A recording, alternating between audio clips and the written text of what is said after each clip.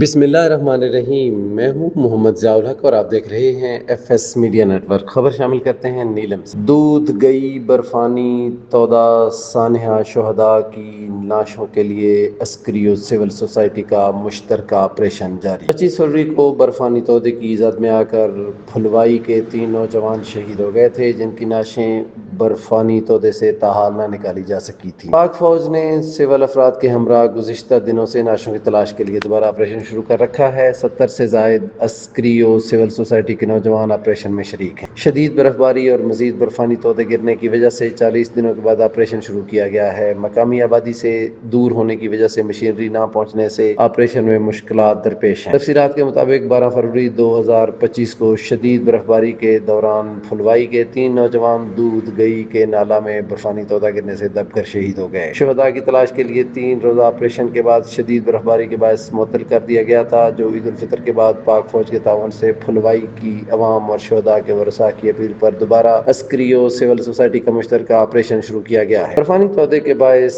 جائے حادثہ پر برف زیادہ ہونے کی وجہ سے شہریوں نے حکومت سے مطالبہ کیا ہے کہ مشینری اور واٹر سسٹم، پائپ اور جدید آلات فراہم کیے جائیں تاکہ آپریشن پائے تکمیل تک پہنچایا جا سکے۔ سبسکرائب کیجیے F S media network اور دیکھتے رہیے تازہ ترین تبصرے اور